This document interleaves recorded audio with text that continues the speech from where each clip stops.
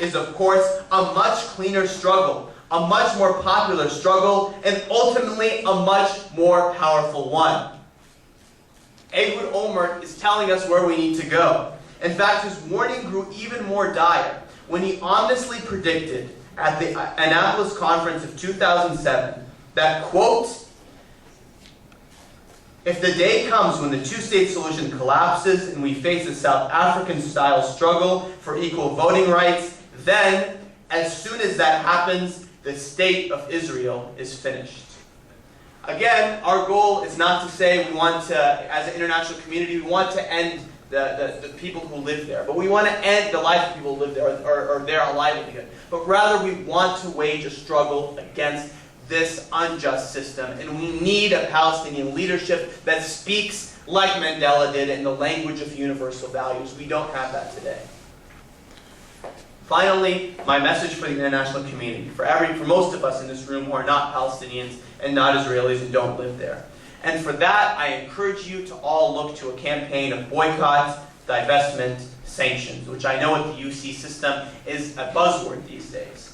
But BDS has historically been proven to be key for waging a conflict against a stronger power. Why is that the case? Because when you have an unequal balance of power, when you have, again, a country that's one of the strongest militaries in the world against the stateless people, any kind of negotiation between them will do nothing but institutionalize injustice.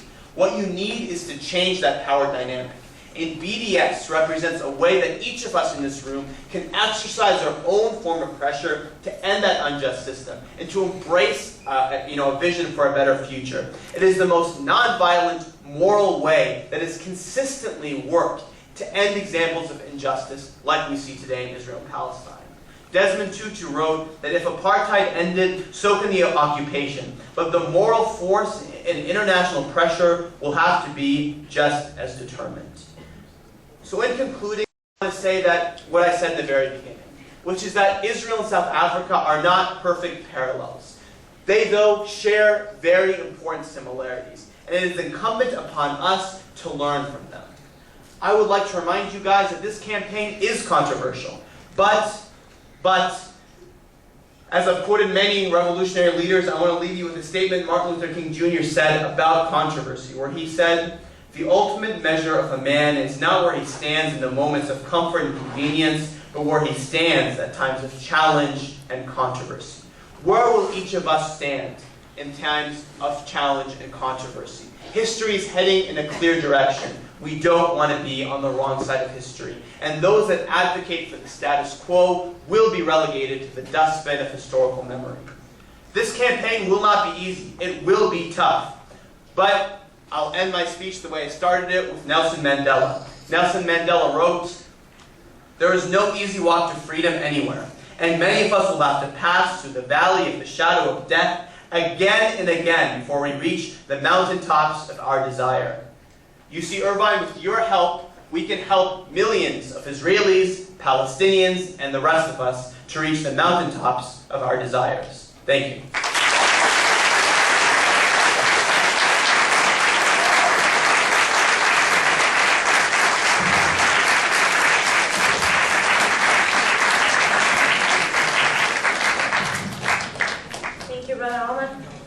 We will now open it up for Q&A. If you have any questions, please make your way down to the mic on my right, and we'll go from there.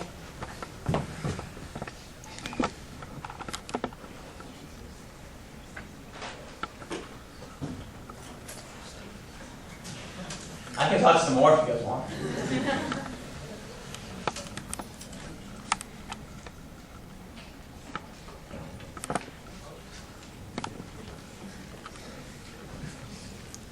Thank you for coming.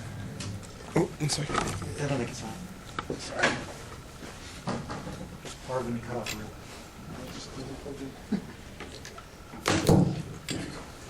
I've been coming to these sessions for a number of years, and I have never heard anyone say what you just said in the last 5 minutes. The only conclusion any person who is Jewish or Israeli can draw from what's been said here for so many years is pack your bags, you're doomed. And the last time Jews in great numbers packed their bags, they ended up in gas chambers. Your message to these kids is entirely different. I can't imagine how you're going to market that one, because the intensity of the violent approach to what has been described for so long is so deeply ingrained. I just don't understand how it could possibly work. I hope you're right, because the status quo is not good for anyone. Thank you for your question.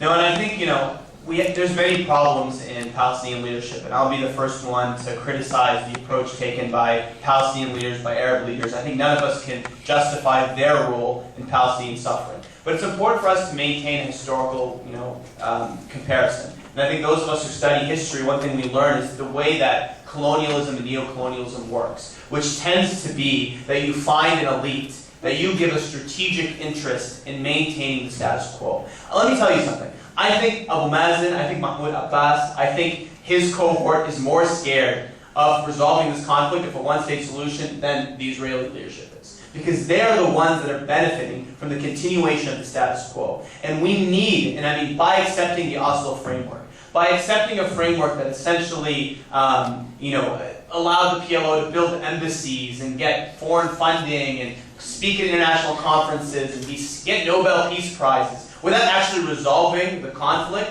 that was a flawed framework.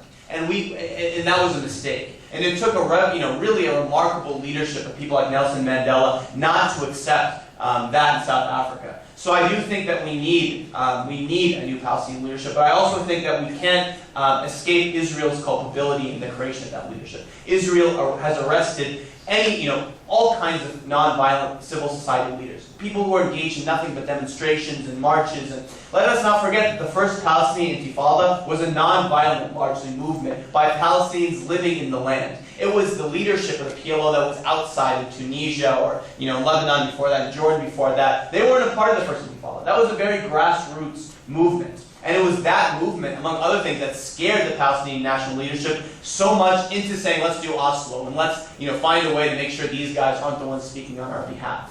So in response to your question, I would say yes, we do need different Palestinian leadership. But just look at what's happening today between Hamas and Fatah.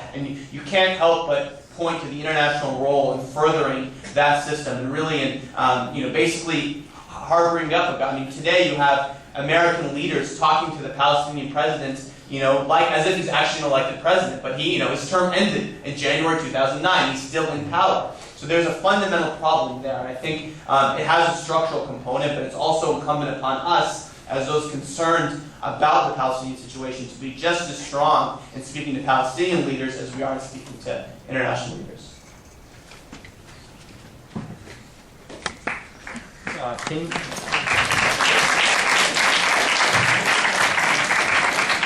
Can you speak a little bit about your experience of BDS, I believe in Stanford?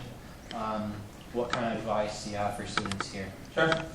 Yeah, so I was involved in 2006, 2007 at Stanford when I was an undergrad. We launched a boycott divestment campaign from Israel-Palestine. So the key thing that we did, I think, is similar to what you saw at Hampshire College and at Berkeley, is we said, look, we don't want to divest from everything Israel, right? We want to have a very strategic, targeted campaign. So we developed 5 criteria. So criteria of companies that were in violation of international law and that were abusing human rights. So we said we want to establish a selective campaign, and we called on the university, because Stanford is a private school that doesn't have a public endowment, right? So we weren't able to do some of the things that you guys could do at UC Irvine. So instead of calling for divestment from specific companies, we said we want you to adapt these criteria. Do things like, we're not going to invest in companies that are helping build the wall, And the wall, I should have mentioned earlier, let's not forget, is over 4 times the length and over twice the height of the Berlin Wall at certain points, right? So